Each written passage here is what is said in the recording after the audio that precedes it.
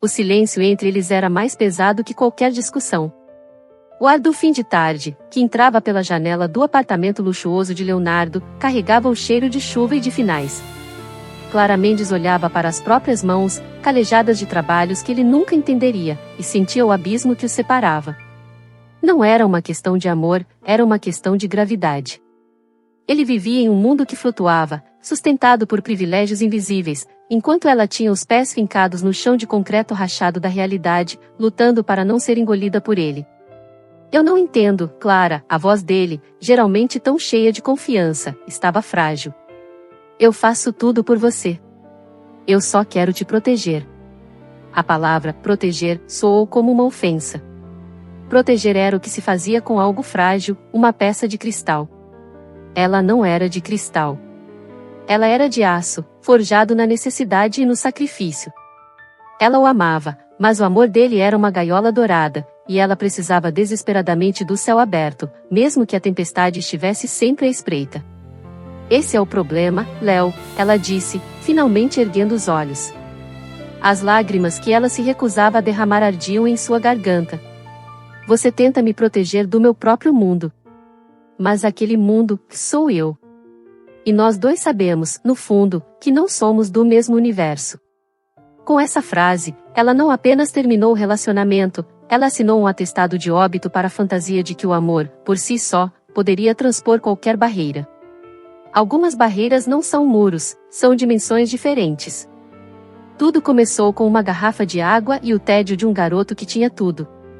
Leonardo Valente, herdeiro de uma fortuna no setor imobiliário e a estrela indiscutível do time de basquete da universidade, estava sentado na arquibancada com seu melhor amigo, Beto.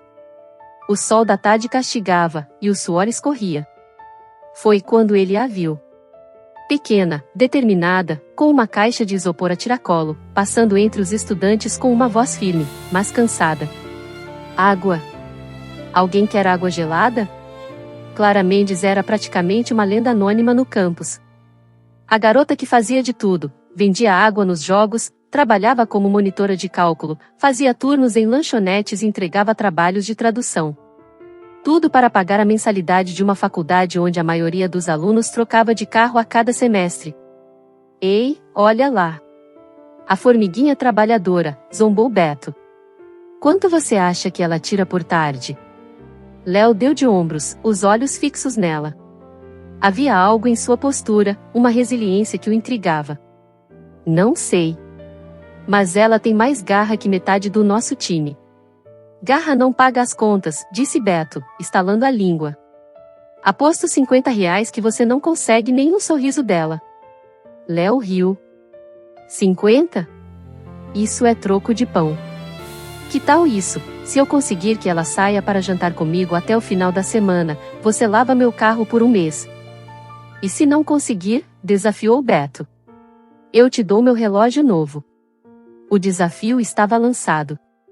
Era estúpido, infantil, mas para Léo, era um jogo. Ele se levantou e caminhou em direção a ela, a confiança exalando de cada poro. Me dá uma água. Ela lhe entregou a garrafa. O plástico estava gelado em sua mão. Ele abriu e bebeu um gole longo. Obrigado. Ele se virou para ir embora. Ei, a voz dela o parou. Você está bloqueando a vista dos outros. E a água não é de graça. Ele se virou, um sorriso de canto nos lábios. Ah, é? Quanto? R$ 3. 3? No mercado da esquina é 2. Que exploração. Os olhos de Clara se estreitaram. O mercado da esquina não subiu 3 lances de arquibancada no sol com uma caixa de isopor nas costas. O real extra é pela minha energia, que economizou a sua. Se não quer pagar, pode ir até lá comprar. Os amigos de Léo riram. Pego de surpresa pela resposta afiada, ele sentiu o rosto esquentar. Qual é o seu nome? Isso custa mais R$ 1, ela respondeu, sem piscar. A humilhação inicial deu lugar a uma admiração relutante. Ele tirou uma nota de 10 da carteira. Fique com o troco. E me diga seu nome. Clara. Agora, se me dá licença, tenho mais água para vender. Naquela noite, Léo não conseguia tirá-la da cabeça. A aposta ainda estava de pé, mas agora havia algo mais. No dia seguinte, ele a abordou na saída da aula de finanças públicas. Clara, certo? Eu queria saber se você gostaria de jantar comigo. Ela o olhou de cima a baixo, os livros pressionados contra o peito como um escudo. Isso é algum tipo de aposta com seus amigos? Ele foi pego desprevenido pela sua percepção. Não, quer dizer, sim, começou assim, mas... Ela balançou a cabeça, um sorriso triste e cansado no rosto. Eu não tenho tempo para jogos, Leonardo. Nem para jantares. Ela se virou e foi embora, deixando-o parado no corredor, sentindo-se um idiota completo. A rejeição foi um golpe em seu ego, mas, estranhamente, só o deixou mais determinado. Ele não queria mais apenas ganhar a aposta, ele queria entendê-la. Sua tática mudou. Em vez de abordagens diretas, ele começou a observá-la. Ele a via na biblioteca, mergulhada nos livros, a testa franzida em concentração. Ele a via correndo entre um trabalho e outro, o rosto sempre sério. Um dia, durante um jogo de basquete, ele a viu novamente vendendo sua água. No final do jogo, ele se aproximou. Quantas garrafas sobraram? Ela olhou para a caixa de isopor. Umas 15. Por quê? Eu compro todas. Ele tirou um maço de notas do bolso. Ela ficou olhando para o dinheiro, depois para ele, desconfiada. Por quê? Porque parece pesado. E porque eu queria me desculpar por ter sido um idiota. A aposta foi estúpida. Mas eu realmente gostaria de te conhecer. Aquele gesto, embora ainda envolvesse dinheiro, foi diferente. Havia uma sinceridade em seus olhos que a desarmou. Ela aceitou. E, para a surpresa de ambos, o jantar aconteceu. Não em um restaurante caro que ele havia reservado, mas em uma lanchonete simples perto do campus, por insistência dela. Ali, longe dos amigos dele e das pressões dela, eles conversaram. Ele descobriu sua inteligência cortante, seu humor seco e a ambição feroz de se tornar uma analista financeira. Ela descobriu que, por baixo da arrogância, havia um rapaz genuinamente curioso e, em alguns momentos, surpreendentemente gentil. O namoro começou de forma hesitante, como duas estrelas de galáxias diferentes tentando encontrar uma órbita comum. Os primeiros meses foram um borrão de felicidade. Ele a fazia rir, trazia uma leveza que ela nunca se permitiu ter.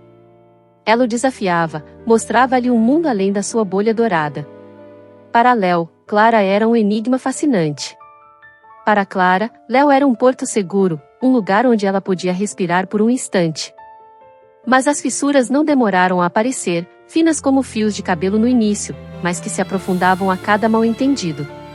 O problema fundamental era a linguagem que falavam.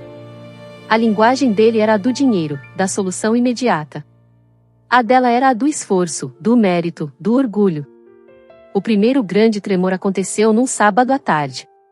Clara estava trabalhando no caixa de um mini-mercado. Um cliente, um homem corpulento e impaciente, começou a discutir por causa de 20 centavos de um saco plástico. A discussão escalou, e o homem começou a gritar, apontando o dedo no rosto de Clara. Naquele exato momento, Léo entrou na loja para comprar uma bebida. Ao ver a cena, o sangue de Léo ferveu. Ei! Qual é o seu problema? Deixe-a em paz. E quem é você, o namoradinho dela? Zombou o homem. Sou alguém que não tolera covardes que gritam com mulheres por causa de trocados, rosnou Léo, postando-se entre o homem e Clara. A situação se transformou em um caos. O gerente apareceu, o cliente ameaçou processar a loja, e no final, para apaziguar os ânimos, o gerente demitiu Clara na hora. Do lado de fora, a chuva fina começou a cair. Léo, sentindo-se um herói, tentou abraçá-la. Não se preocupe, meu amor. Aquele emprego era um lixo. Eu te ajudo. Clara se afastou, o corpo rígido de raiva e humilhação. Você me ajuda? Você não me salvou, Léo. Você me tirou o sustento. Eu sei lidar com clientes assim. Eu faço isso todos os dias. Você chegou como um trator, destruiu tudo e agora quer me dar uma esmola? Não é esmola. É cuidado, ele retrucou, confuso e magoado. Eu odeio ver as pessoas te tratando mal. E eu odeio que você ache que eu sou incapaz de me defender. Eu perdi meu emprego, Léo. Aquele salário pagava minhas contas. Você entende o que fez? Ele não entendia. Em seu mundo, perder um emprego de meio período era um inconveniente. Para ela, era uma catástrofe.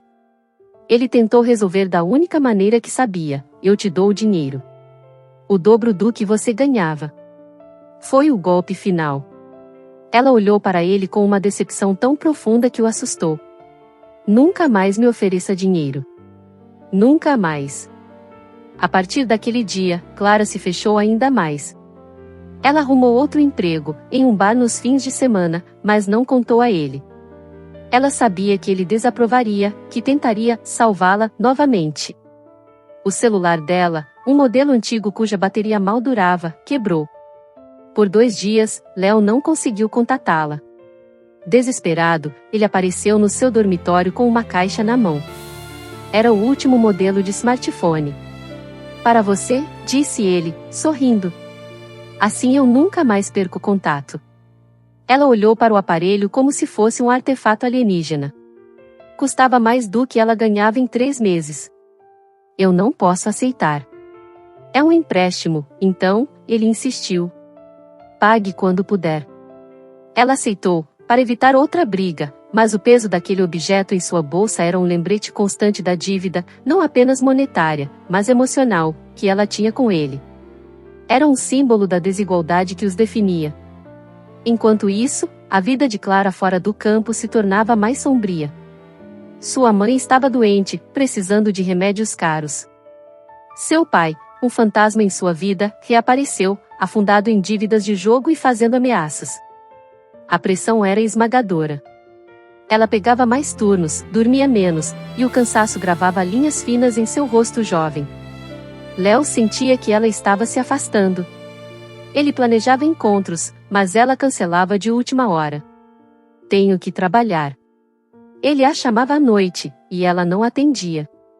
Estava estudando e o celular descarregou. Ele via a exaustão em seus olhos, mas interpretava como desinteresse. A gota d'água foi no aniversário de namoro deles. Ele havia preparado uma surpresa, um jantar em um dos restaurantes mais exclusivos da cidade. Ele a esperou por 2 horas. Quando finalmente ligou, a colega de quarto dela atendeu. A Clara? Ela teve que cobrir um turno de emergência no bar. Disse que o celular quebrou de novo. Ele foi até o bar. Era um lugar barulhento, com pouca luz, cheirando a cerveja e desespero. E lá estava ela, de uniforme, servindo bebidas, forçando um sorriso para um grupo de homens que a olhavam com cobiça. A visão partiu seu coração e o encheu de uma raiva impotente. Ele não a confrontou ali. Esperou do lado de fora até o turno dela acabar, às 3 da manhã.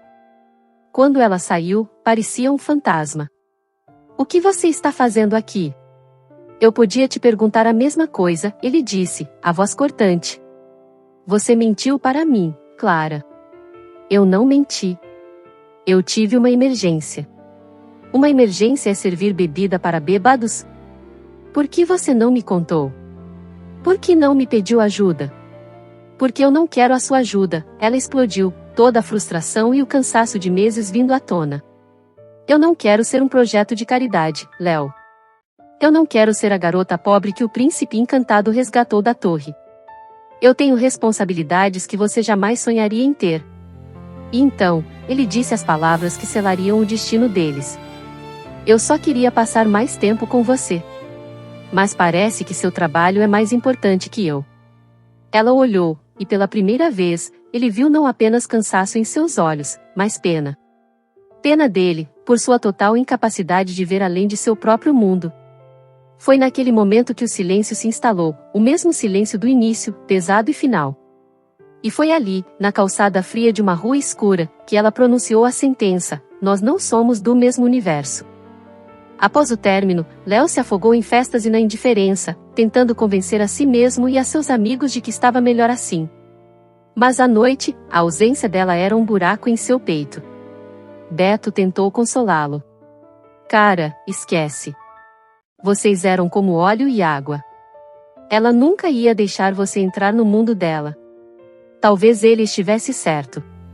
Clara, por outro lado, não teve tempo para o luto. A dor era um luxo. Ela mergulhou ainda mais fundo no trabalho e nos estudos. Uma noite, no bar, um homem de terno impecável e olhar sereno sentou-se em sua sessão. Ele estava em uma reunião de negócios, mas um dos sócios fez uma pergunta hipotética sobre modelos de investimento. O que é mais valioso a longo prazo, uma vara de pescar ou uma cesta de peixes? Perguntou o sócio. Enquanto servia a bebida, Clara não pôde evitar ouvir. Depende do seu objetivo, ela disse, quase para si mesma. O homem de terno, Ricardo Montenegro, ergueu uma sobrancelha, intrigado. Prossiga, por favor. Se você precisa de monetização rápida, explicou Clara, a voz firme, a cesta de peixes é melhor. Você vende, obtém capital imediato, e pode usar esse capital para comprar várias varas de pescar e alugá-las. É um fluxo de caixa rápido. Mas se você pensa em desenvolvimento sustentável, a vara de pescar de alta qualidade é um ativo. Você não a usa. Você a investe em um pescador profissional em troca de uma participação nos lucros. Você opera o capital, não o trabalho. Cria um sistema. A mesa ficou em silêncio. Ricardo Montenegro a encarou, um brilho de genuína admiração em seus olhos. Ele não via uma garçonete cansada. Ele via uma mente estratégica. Qual o seu nome? Ele perguntou. Clara. Clara, ele repetiu, testando o nome. Eu sou Ricardo. Você não deveria estar servindo bebidas. Deveria estar em uma sala de reuniões, administrando investimentos. Ele lhe entregou um cartão. Quando se formar, me procure. Minha empresa sempre tem espaço para mentes como a sua. Naquela noite, pela primeira vez em muito tempo, Clara sentiu uma pontada de esperança. Não era sobre um homem, romance ou resgate. Era sobre ser vista. Ser reconhecida não por suas lutas ou por sua beleza, mas por sua inteligência, sua força. Era o reconhecimento que ela sempre buscou, vindo de um mundo que ela sonhava em conquistar por seus próprios méritos. O fim do amor com Leonardo não foi um fracasso, mas uma lição dolorosa sobre compatibilidade. Eles eram duas metades de quebra-cabeças diferentes, por mais que tentassem, suas bordas nunca se encaixariam perfeitamente. O amor deles foi real, mas construído sobre uma base de areia, incapaz de suportar o peso de dois mundos em colisão. Léo, com o tempo, talvez viesse a entender a diferença entre ajudar e controlar, entre amor e posse. Ele precisava crescer além dos muros de seu castelo dourado. Para Clara, o futuro permanecia uma batalha, mas agora ela segurava um novo mapa.